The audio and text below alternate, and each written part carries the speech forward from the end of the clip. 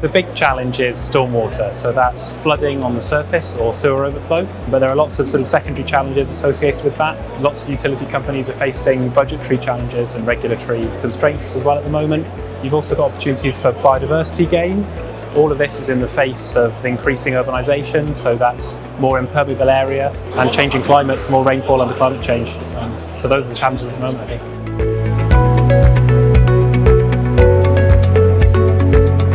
When we're measuring success, we want to meet our sort of customers' goals. So that's often reduction in storm overflows. So utilities are really interested in the spill count.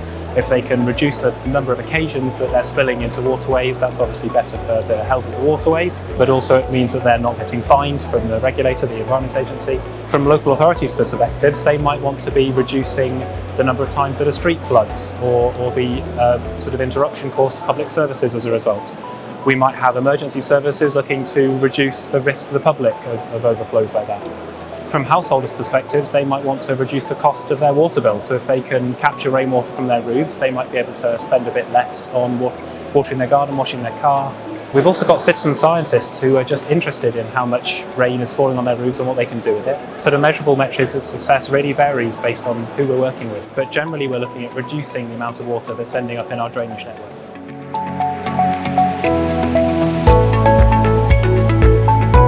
We do a lot of hydraulic modelling. We're particularly interested in looking at historic rainfall, so we'll take rainfall from a particular region and try and simulate the effectiveness of lots of different interventions so that we can go to a local authority, for example, and say, these are the interventions that are going to work best for your case. We're doing lots of hydraulic modelling with those sort of historic measured time series of sort of high resolution rainfall data. But we're also using design storms as well. So these are storms of sort of estimated return period or annual exceedance probability. And these are really useful for comparing different measures so that you're able to test a suite of different interventions across a range of different rainfall events so that you can find the best intervention for your requirements.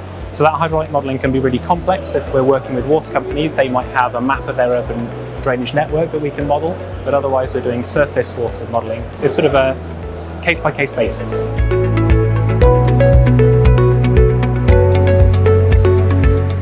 Communities really are the sort of cornerstone of our work.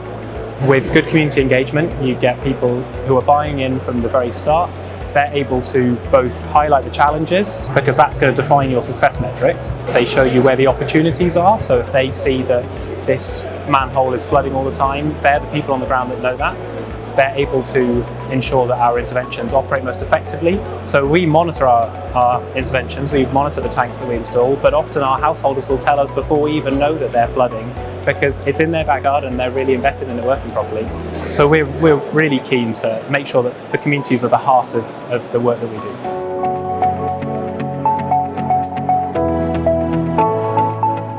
For us, it's really useful for two reasons. One, we want to stretch those assets. We want to stretch them so that they are performing as best they possibly can. We want to make sure that their lifespan is maximised. So if they're blocked, we need to go and maintain them. If we can do that preventative measurement, then we can get that maintenance done early so that they keep performing to the best of their abilities. But also we use monitoring because it helps us learn about the interventions that we're installing. So with nature-based solutions like sustainable urban drainage systems, SUDs, it's often very difficult to find reliable data for how they perform over time.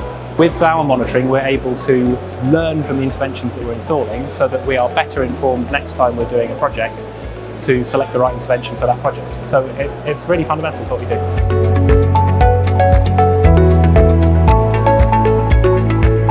I think monitoring and telemetry is going to become much more widespread, and we're really looking to get on the back of that so that we can make the most of that monitoring. I also think that as utilities face growing pressure from the regulator and from the public, we're going to see a lot more separation of stormwater and of foul sewer flow. So we're really interested in how we can help communities do that before it even enters the sewer. We want to be capturing that stormwater really early. So I think we're going to see innovations in that space as well.